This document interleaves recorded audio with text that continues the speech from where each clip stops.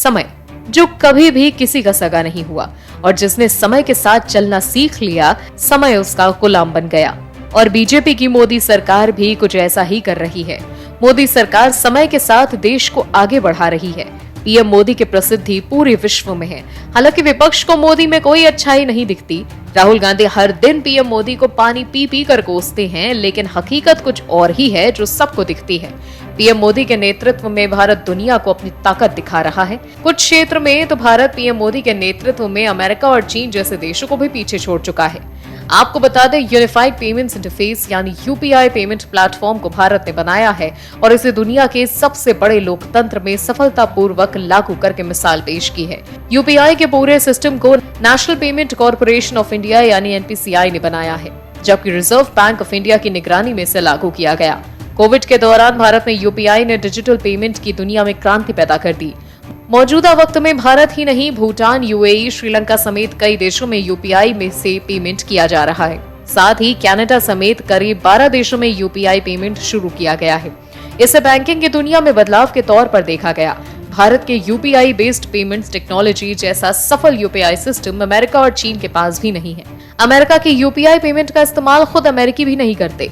यही हालत चीन की है, जबकि भारतीय यूपीआई योजना एक नए रिकॉर्ड बना रही है। भारत से हमेशा दुश्मनी रखने वाला पड़ोसी देश पाकिस्तान भी भारतीय यूपीआई सिस्टम से काफी प्रभावित है। ऐसे में वो भी भारतीय यूपीआई को अपनाना चाहता है, लेकिन सिक्योरिटी को वजह बताकर पाकिस्तान के हुक्मरान यूपीआई सिस्टम से किनारा करते हैं। भारत में पिछले साल दिसंबर महीने में यूपीआई पेमेंट रिकॉर्ड पर थी। इस दौरान 12.82 लाख करोड़ रुपए का पेमेंट किया गया। आपको बता दें, यूपीआई प्लेटफॉर्म को साल 2016 में लॉन्च किया गया था। भारत में फोन पे, गूगल पे, पेटीएम जैसे एप्स यूपीआई के बड़े पेमेंट गेटवे प्लेटफॉर्म्स हैं। यूपीआई एक फ्री ऑफ कॉस्ट सर्विस है जिसे इंटरनेट और बिना इंटरनेट के साथ भी इस्तेमाल किया जा सकता है। भारत में आज हर दुकान और हर मॉल में यूपीआई पेमेंट किया जा सकता है। छोटी दर्जी की दुकान पर भी ऑनलाइन पेमेंट स्वीकार होता है। खुद पीएम मोदी ने डिजिटल पेमेंट को लेकर तारीफ की थी। जहां एक तरफ विपक्ष मोदी सरकार को घेरने में थकता नहीं है, तो वहीं दूसरी ओर पीएम मोदी का डंका पूरे देश और पूरे विश्व में बज रहा है। हमारे देश में रहने वाले लोग खाते तो भारत का है, लेकिन बीच बीच में धर्म को बीच में लाकर देश को बांटने की कोशिश करते हैं। आपको बता दें, यूपी के बाराबंकी में तिरंगे की जगह मदरसे में इस्लामिक झंडा फहराया गया, जिसके कारण हड़कंप मच गया। हालांकि ऐसा करने के बाद लोगों को ये याद रखना चाहिए कि यूपी में योगी बाबा का राज है और यूपी में ऐसा करने पर जेल की हवा खानी पड़ती है। और उम्मीद के मुताबिक पुलिस ने इस मामले में मुकदमा भी दर्ज करते हुए 2 लोगों को गिरफ्तार कर जेल भेज दिया। ये मामला सुबेहा थाना क्षेत्र के रामपुर मजरा जमीन हुसैनाबाद गांव का है। दरअसल बाराबंकी में 26 जनवरी को कुछ लोगों ने तिरंगे की जगह इस्लामिक झंडा लहरा दिया। मामला रामपुर मजरा जमीन हुसैनाबाद गांव का है। यहाँ पर गैर धार्मिक शिक्षण केंद्र संचालित होता है। गणतंत्र दिवस पर यहाँ तिरंगे की जगह इस्लामिक झंडा फहराया गया। बाकायदा झंडा फहराने के बाद बच्चों को मिष्ठान का वितरण किया गया। विरोध पर बताया गया कि उनके धर्म में तिरंगा झंडा नहीं फहराया जाता। स्थानीय लोगों ने इसका वीडियो बनाकर मामले की जानकारी पुलिस को दी। आनन फानन में सुबेहा पुलिस और हैदरगढ़ तहसीलदार शशि कुमार त्रिपाठी मौके पर पहुंचे और झंडे को नीचे उतरवाया गया। इसके बाद मामले में हाफिज मोहम्मद सोहराब और मोहम्मद तफसील तबरेज निजामुद्दीन रिजवान को गिरफ्तार कर जेल भेज दिया गया। बताया जा रहा है कि झंडे को आसिफ ने फहराया था। वहीं पुलिस को मदरसे के मोहम्मद हाफिज पुत्र सहीबान ने बताया है कि ये मदरसा पिछले 15 सालों से चल रहा है। 26 जनवरी की सुबह 8 बजे अपना धार्मिक झंडा फहराया गया है। हमारे यहाँ राष्ट्रीय ध्वज नहीं फहराया जाता, न ही कोई राष्ट्रीय कार्यक्रम किए जाते हैं। अपर पुलिस अधीक्षक अखिलेश नारायण सिंह ने बताया कि कुछ लोगों ने अपने प्राइवेट मदरसे में जबरदस्ती तिरंगे की जगह इस्लामिक झंडे को लहरा दिया है। इस मामले में मुकदमा दर्ज करते हुए 2 लोगों को गिरफ्तार कर लिया गया है। मामले की जांच की जा रही है। देश में चुनावी माहौल है और सभी राजनीतिक दल अपने अपने हिसाब से जनता को लुभाने में लगे हुए हैं, लेकिन इस चुनावी माहौल के बीच देश में कई तरह के विवाद भी जन्म ले रहे हैं और इन्हीं विवादों में से एक है बीबीसी द्वारा बनाई गई पीएम मोदी पर डॉक्यूमेंट्री। और इस विवाद पर विपक्ष भगवा दल को घेरने की लगातार कोशिशें कर रहा है, तो कांग्रेस के अंदर भी लगातार आपसी फूट का दौर जारी है। आपको बता दें, पीएम नरेंद्र मोदी को लेकर बीबीसी की डॉक्यूमेंट्री पर देश में विवाद छिड़ा हुआ है। डॉक्यूमेंट्री पर केंद्र के प्रतिबंध को लेकर कांग्रेस ने मोदी सरकार पर हमला बोला है।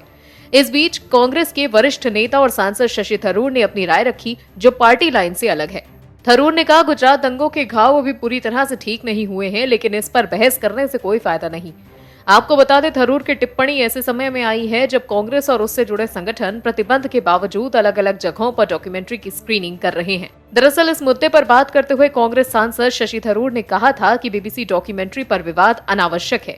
जो चीजें पुराने समय में हो चुकी हैं, उन पर अब बात करने का कोई मतलब नहीं है। उन्होंने सुप्रीम कोर्ट के फैसले का हवाला देते हुए कहा कि इस घटना को 21 साल बीत चुके हैं।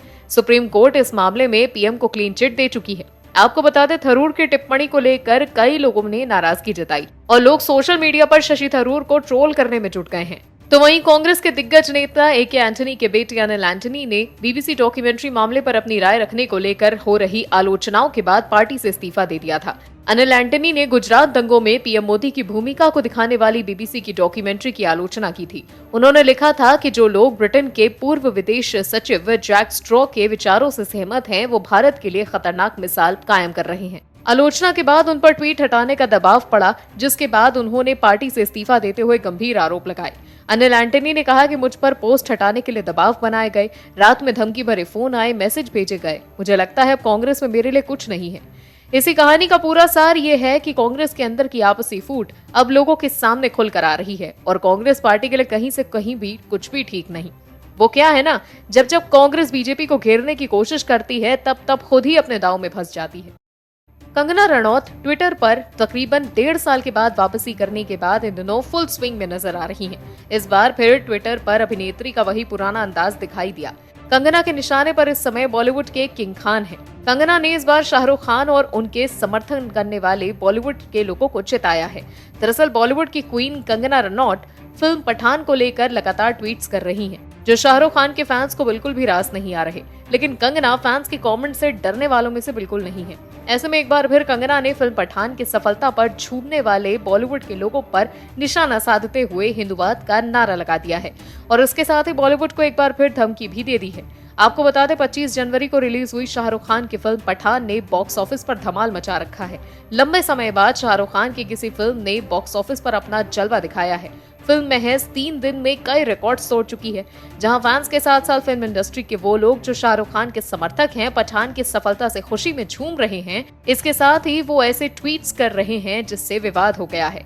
इसको लेकर कंगना बॉलीवुड पर निशाना साध रही हैं। दरअसल फिल्म पठान की सफलता को देखते हुए आलिया भट्ट ने इंस्टाग्राम पर लिखा था, प्यार हमेशा जीतता है। वहीं फिल्म मेकर करण जौहर ने ओपनिंग डे पर शानदार कमाई के बाद रिएक्ट किया था, प्यार हमेशा नफरत को मात देता है। आलिया और करण जौहर के इसी रिएक्शन के बाद कंगना ने बिना किसी का नाम लिए बॉलीवुड वालों को धमकी दे डाली और कहा कि अगर किसी ने नफरत पर विजय जैसी बात की तो उनकी क्लास लगेगी। कंगना रनौत ने ट्वीट कर कहा है कि बॉलीवुड वालों, ये नैरेटिव बनाने की कोशिश मत करना कि इस देश में तुम हिंदू हेट से सफर कर रहे हो। अगर मैंने फिर ये शब्द सुना, नफरत पर विजय, तो तुम लोगों की वही क्लास लगेगी जो कल लगी थी। सफलता को एंजॉय करो और अच्छे काम करो, पॉलिटिक्स से दूर रहो। कंगना के इस ट्वीट को सलाह के साथ साथ बॉलीवुड के लिए धमकी भी माना जा रहा है। और भी वीडियोस देखने के लिए चैनल को सब्सक्राइब करें और बेल आइकन को दबाएं।